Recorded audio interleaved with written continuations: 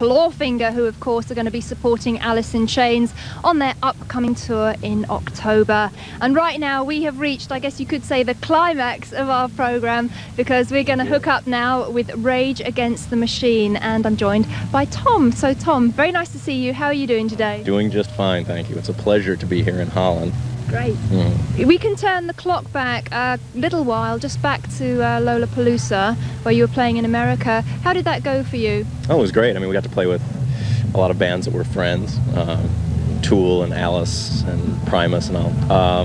It was great. I mean, we played to a large audience of relatively open-minded people. You know, we had a few problems, like with t-shirt prices and things like that, but for the most part, it was great.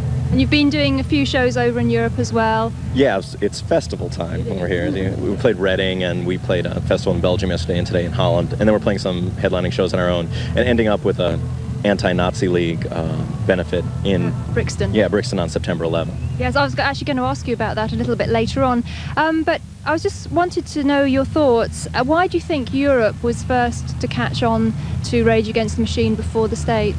I think principally it has to do with the intense censorship we have in the United States against confrontational artists. I mean, you simply can't hear, under the guise of the alleged moral decay of society, you can't hear the word fuck on the radio or on television.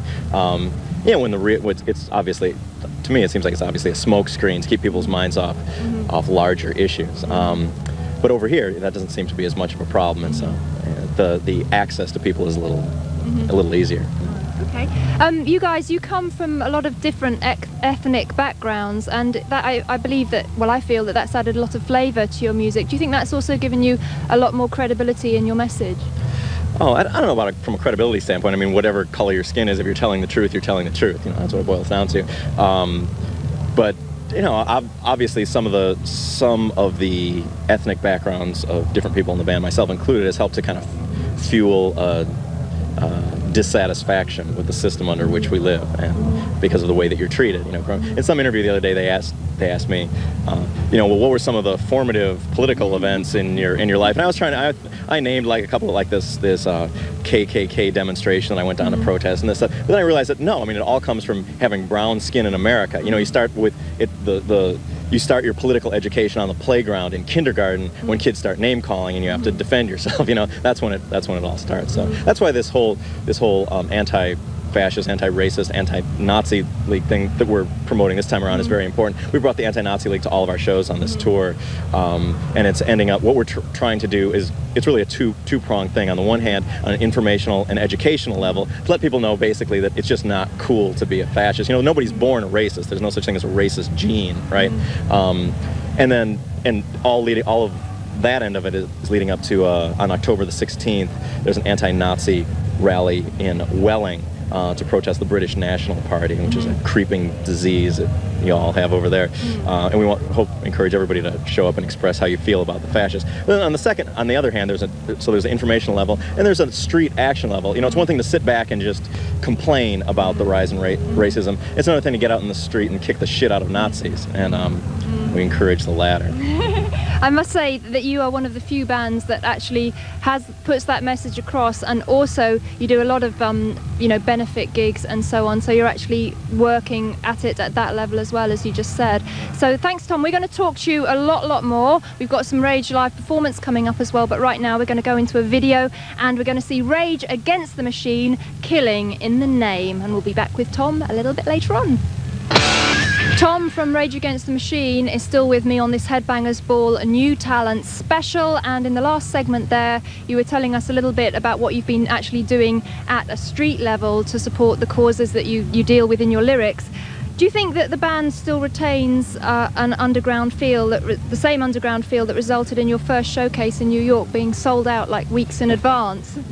Yeah, absolutely. I mean, that's one thing that, even with over here, it's kind of frightening. You know, I see some kids who are about 11 or 12 years old with Rage shirts on, but I've got no problem with that. You know, start the indoctrination young is my belief. But yeah, I mean, what we do is completely unwatered down. You know, whether it's in the lyrics or in the music or in interviews, just trying to tell the truth is what it's all about. So it's got it's sort of immaterial whether there's 5 people in the audience or whether there's 40,000.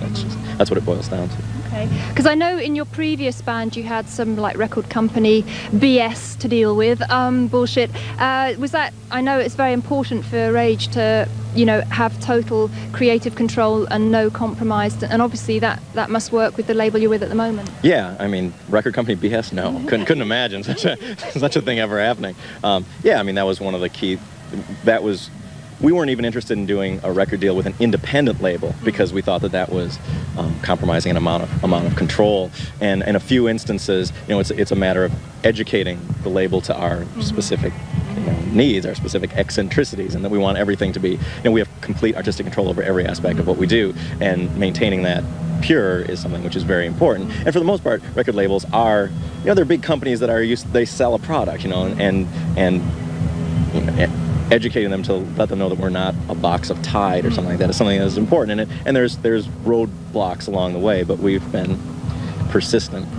But do you think as the band gets bigger and more successful, that's going to become increasingly difficult to do, to retain that total control? I think that it's not to retain that control. I mean, that's gonna remain absolute, but to retain that kind of to remain unwatered down in people's eyes, irregardless of what it is we do, because I know that's going to remain pure. I think it's important to really push the activist agenda, and that's what we're doing, so that it's not just entertainment and to some people it will become immaterial what we have to say if it's kept within the confines of recorded music and what we do on the stage. That's why it's important to take it to the streets, like we're planning to do this anti-Nazi thing, and we've got some projects in the States happening as well. Okay.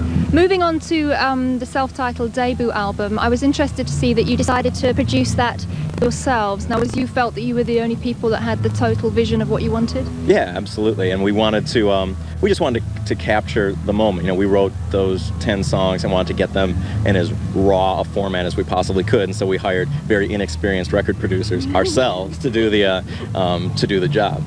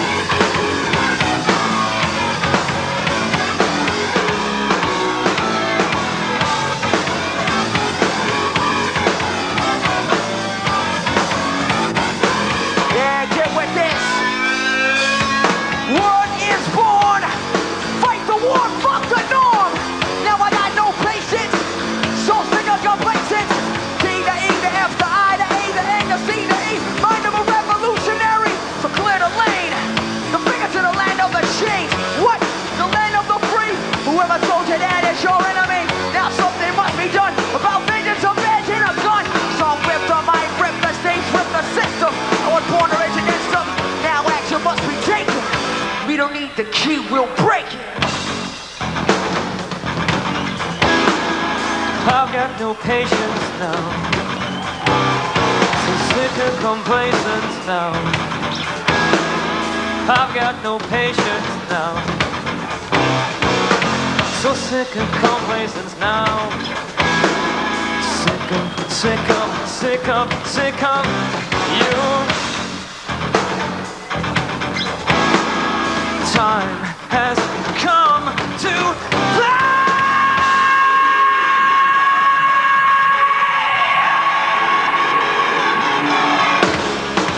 No, you're enemy. Okay, we've got a few more moments to talk to Tom from Rage Against the Machine. And Tom, you've done a lot of touring over the past few months, and you've supported so many different bands like Porno for Pyros, Ice-T. I was asking actually Stone Temple a similar question. Do you think that the fact that you can support so many diverse bands actually shows that your music crosses a lot of boundaries as well? Yeah, I think that a lot of credit has to be given to the audience too, to be accepting of different. You know, we've played with Public Enemy and we've played with, Tool, and they're two very different bands, and it seems to go down. But the pit looks exactly the same at both of those shows. I think that it was, you know, to much of the credit of bands like Living Colour and Public Enemy and Jane's Addiction, who like kind of began to break down the barriers between different genres of music. And then there are bands that are coming along now, which I see ourselves as one of, that are completely eradicating those barriers and making it, you know, there's no longer like sort of racial stigmas attached to the different types of music or anything like that, and that's great. Very positive thing, indeed.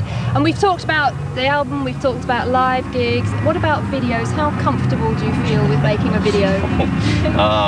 Completely uncomfortable.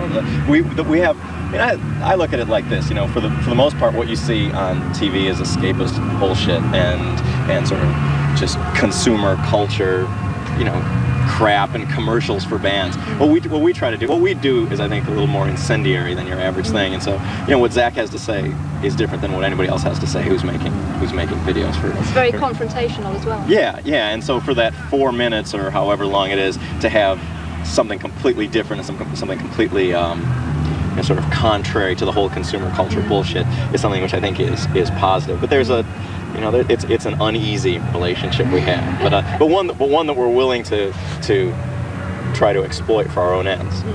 Well, it gets the message across, doesn't it? So, now in a recent article, if I can quote an unnamed journalist here, he described your music as a weapon and your name as a political agenda. Does that description please you? That sounds pretty flowery, but he didn't mention that we rock. He did. No.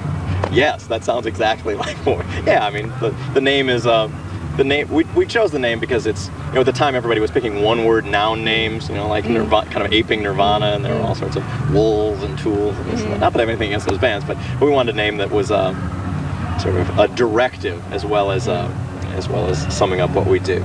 But the machine can be your next door neighbour, it can be somebody that's giving you a load of hassle, it can be the government, it can mean anything really, can't it? Yeah, well, I mean, the machine can be any of the sort of the tentacles of the overall, you know, capitalist bureaucracy that tries to dehumanize and just make you a consumer cog in it. And whether that's the police on the streets who intimidate and harass the minority communities, underclass communities, to the overall, you know, to the media conglomerate which twists issues and tries to make people, you know, in between every few videos there's a consumer there's a commercial for beer or something like that. Just keep your minds off it, kids. Don't worry about the fact that a tiny percent of the population controls a huge percent of the resources. Just buy. That's what it's about. So it's all that machinery. We're raging against all that shit. Okay, so very quickly, plans for the future. You're going on stage down there pretty shortly. What happens after that? 2 more weeks here in Europe, and then a month off in the States before our final US tour. And we're going back in the studio and do the second record, which will probably be out early next year. Great. Okay, well, thank you very much for taking time out to join us. I know you've got a lot on today. We really do appreciate it. Thanks to Tom, and we are just about wrapping up this special edition of the Headbangers Ball, showcasing the very best new talent around at the moment. Let me tell you, next week's show we're going to be over in Germany, bringing you Headbangers Ball Goes Deutsch, a focus on the German music scene, and that's going to feature the Scorpions in rehearsals for their upcoming European tour. Excellent. You like the sound of that? That's something not to miss there, yeah. So we'll see you next Sunday, same time, same channel, and we're signing off now from the Paradise Festival. Hope you've enjoyed the show. I'll see you next week. Bye-bye.